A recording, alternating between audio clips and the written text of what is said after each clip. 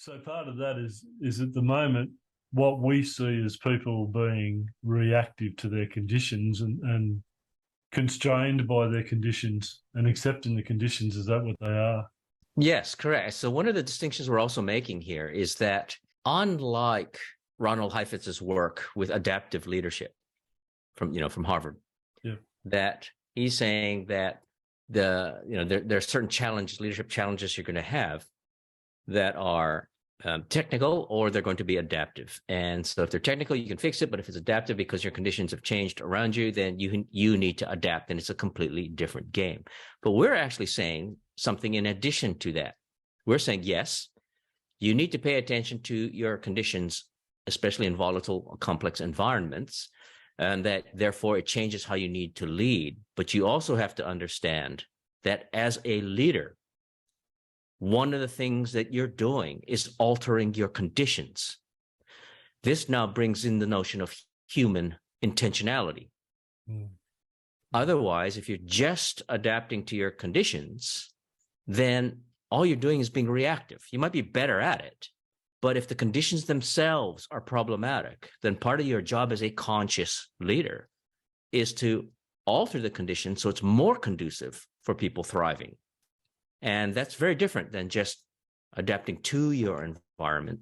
You need to adapt with your environment, and sometimes you need to alter your relationship to your environment.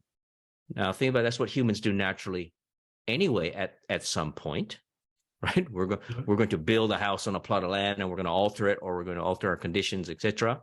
And if they do that not wisely, it can really be a problem, create all sorts of environmental problems. But if they do it wisely, well, then you get to live with nature in a very healthy, viable way.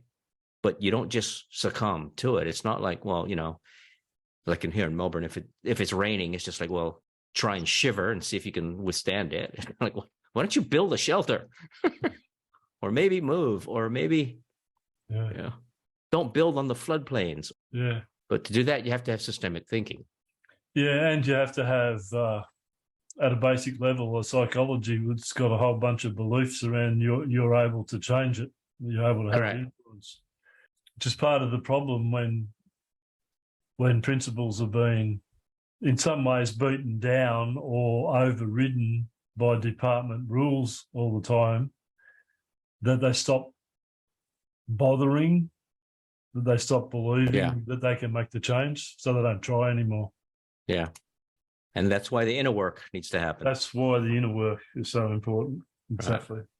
And that's what we mean by leading self. Now, other places may use that term. You need to lead yourself, but because they don't have a generative learning methodology, they don't really know how to do that.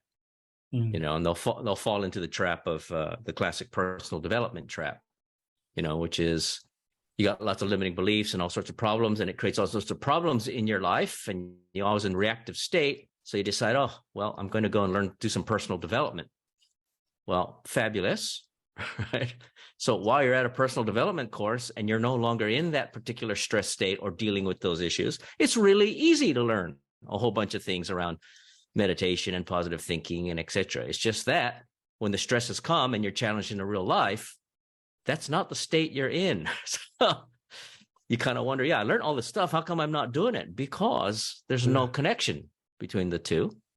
And so it's like, you can talk about leading yourself, but without the generative inner work to evolve your consciousness and your way of being, so that when you are in those stress situations, you have your wits about you and you are the kind of person that can respond that way. If you don't do that kind of vertical evolutionary work, then good luck. You're still going to revert back to your stress state because you didn't actually evolve. You learned some skills, but you didn't evolve. Yeah. And leadership, real, as we talked about, it's a journey to authenticity. It's a journey to self-evolution on an ongoing process.